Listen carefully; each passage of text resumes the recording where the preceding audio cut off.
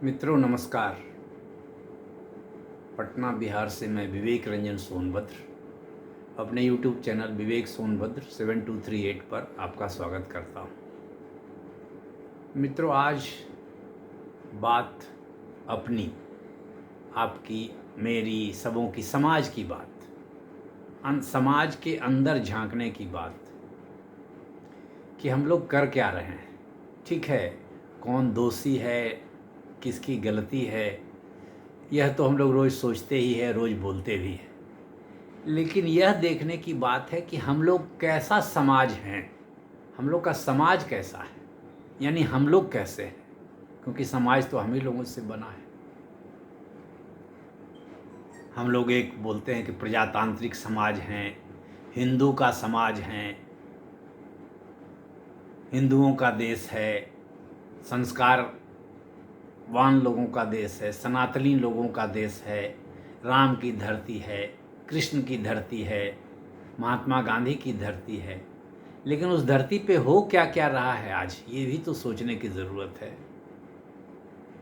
मित्रों, कई तरह के परीक्षा के पेपर लीक हो जाते हैं। अभी हाल फिलहाल नीट का पेपर लीक हुआ था, जिसकी आज पुनर्परीक्षा आज हुई होगी शायद, मेरी जानकारी में। तो इतना बड़ा नीट का पेपर लीक हो गया, जिससे डॉक्टर और फार्मासिस्ट वगैरह लोग बनते होंगे, लेकिन किसी ने जिम्मेवारी नहीं ली कि गलती यहाँ हुई, या किसी का दोष अभी तक तो साबित नहीं हुआ है। अब देखिए सीबीआई कब तक साबित करती है। तो हर चीज़ का पेपर लीक, कोई भी प्रतियोगी परीक्षा का पेपर लीक, हमारा कैसा समाज है ये सोचने की ज़रूरत है। पेपर लीक तो कोई एक आदमी करेगा नहीं, और एक आदमी करेगा भी तो उसका फ़ायदा तो बहुत लोग उठाएंगे। तो हम लोग तो सब वही है, लूट मचाने वाले लोग और लूट का फ़ायदा उठाने वाले लोग।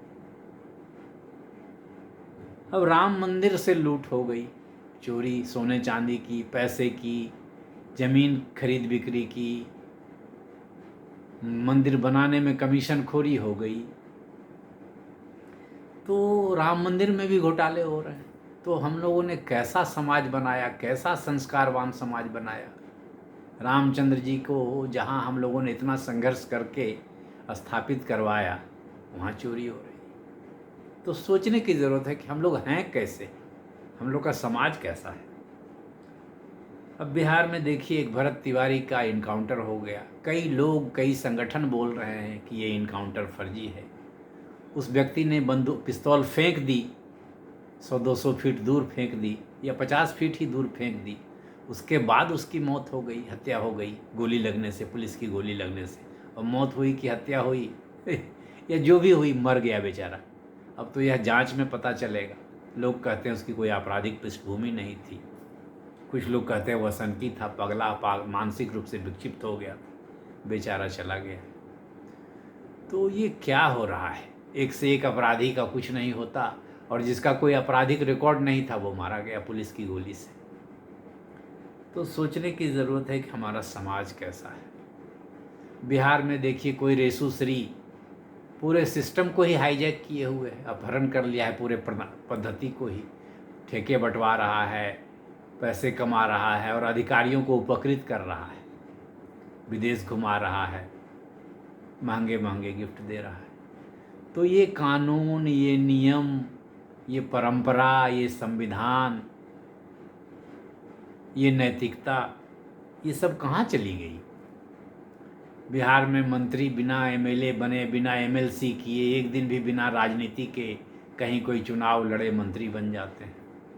कोई नैतिकता का तकाजा ही नहीं है, कोई लोक लज्जा ही नहीं है। अब हम लोग कितने हैवान हो गए हैं।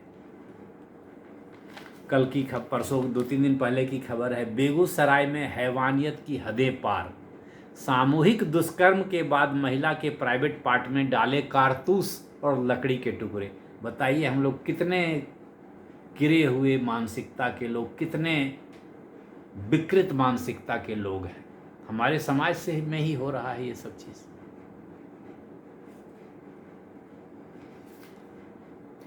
अब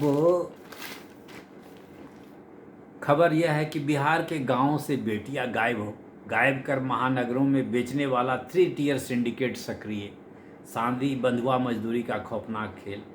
गांव से बेटियां गायब हो रही है और उनकी शादियां दूसरे जगह करवाई जा रही है पैसे लेकर, या बंधुआ मजदूरी कराने के लिए उनको बेच दिया जा रहा। तो हमारा समाज कैसे आगे बढ़ रहा है, हम कैसे समाज में जी रहे हैं, यह हम लोग नहीं सोच रहे। यह सोचने की भी ज़रूरत है। दोस्त तो खैर कोई न कोई किसी का होगा ही होगा, लेकिन हर आदमी कहीं न कहीं कुछ अतिरेक में ही है। पुलिस वाले अतिरेक में हैं, मंदिर में काम करने वाले सेवादार अतिरेक में हैं, नीट की परीक्षा कराने वाले अतिरेक में हैं, उन्माद में हैं, सड़क के लोग भी उन्माद पर हैं, अधिकारी लोग महंगे महंगे गिफ्ट और विदेश यात्रा के लिए उन्माद में हैं। तो बचता कौन है? सड़क पर का आदमी, वो क्या बचेगा बेचारा? उसे तो 10,000 का कोई अनुदान मिल जाता है, उसी में खुश है, वोट दे देता है। तो ये समाज में चल क्या रहा है? समाज को अपने ओर झांकने की ज़रूरत क्यों नहीं पड़ रही है कि ये जो हम कर रहे हैं वो तो गलत हो रहा है। तो जैसे हम लोग हैं वैसा ही समाज बनेगा। तो मित्रों सोचिए कि क्या हमसे भी कुछ चूक हो रही है, हमें भी कुछ सुधार परिमार्जन की ज़रूरत है। अंचल कार्यालय में तो परिमार्जन करवाते करवाते हो सकता है बहुत लोग थक चुके हैं। कितने तरह के कागज़ मांगे जाते हैं और हो सकता है पैसा देने से तुरंत हो जाए। मैं भी परिमार्जन करवाते करवाते थक गया हूँ, चिट्ठी लिखते लिखते अंचल कार्यालय में थक गया हूँ, नूरसराय अंचल कार्यालय। तो यह समाज में क्या चल रहा है? बिहार में रोज विजिलेंस की कार्रवाई हो रही है, लेकिन भ्रष्टाचार पर कोई लगाम ही नहीं है। तो ये विजिलेंस की कार्रवाई केवल दिखावे के लिए भी है क्या? सोचने की बात है, सोचिए। धन्यवाद। वीडियो में जनहित की बातों पर बनाता हूँ। कोई न्यूज़ देने के लिए मैं कोई रिपोर्टर नहीं हूँ, न मैं कोई पत्रकार हूँ, और न मेरा कोई ये पेशा है। मैं शौक़ से समाज के भले के लिए, अपने भले के लिए, परिवार के भले के लिए, नैतिकता के लिए वीडियो बनाता हूँ। अगर वीडियो पसंद आए तो लाइक करें, शेयर करें और सब्सक्राइब करें।